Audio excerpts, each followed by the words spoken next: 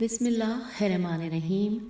اللہ تعالیٰ کے حضور تذلل و عاجزی کے سلسلے میں سید الساجدین امام زین العابدین علیہ السلام کی دعا ترجمہ۔ اے میرے پروردگار، میرے گناہوں نے مجھے عذر خواہی سے چپ کر دیا ہے، میری گفتگو بھی دم توڑ چکی ہے، تو اب میں کوئی عذر و حجت نہیں رکھتا۔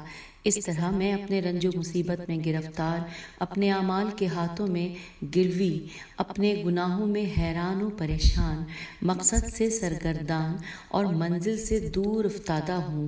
میں نے اپنے کو ذلیل گناہگاروں کے موقف پر لا کھڑا کیا ہے، ان بدبختوں کے موقف پر جو تیرے مقابلے میں جرأت دکھانے والے اور تیرے وعدے کو سرسری سمجھنے والے ہیں۔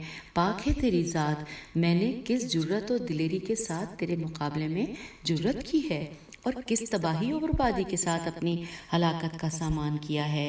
اے میرے مالک، میرے منہ کے بل گرنے اور قدموں کے ٹھوکر کھانے پر رحم فرما، اور اپنے حلم سے میری جہالت و نادانی کو، اپنے احسان سے میری خطا و بدعمالی کو بخش دے، اس لیے کہ میں اپنے گناہوں کا مقر اور اپنی خطاؤں کا معترف ہوں، اور یہ میرا ہاتھ اور یہ میری پیشانی کے بال تیرے قبضہ قدرت میں ہیں۔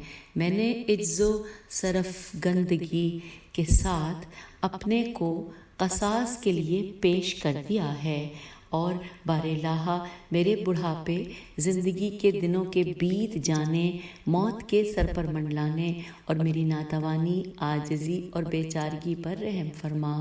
اے میرے مالک، جب دنیا سے میرا نام و نشان مٹ جائے اور لوگوں کے دلوں سے میری یاد محو ہو جائے، اور ان لوگوں کی طرح جنہیں بھلا دیا جاتا ہے میں بھی بھلا دیے جانے والوں میں سے ہو جاؤں، تو مجھ پر رحم فرمانا۔ اے میرے مالک، میری صورت و حالت کے بدل جانے کے وقت، جب میرا جسم کہنا، اعضاء و درہم برہم اور جوڑ بند الگ الگ ہو جائیں، تو مجھ پر ترس کھانا۔ ہائے میری غفلت و بے خبری اس سے جو اب میرے لیے چاہا جا رہا ہے۔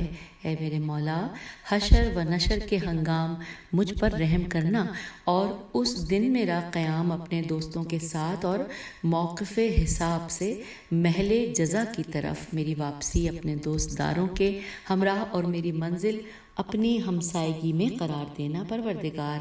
اور اے تمام جہانوں کے مالک، رحم فرما۔ اللہم صلی علی محمد و آل محمد وعجل فرجہم اجمعین۔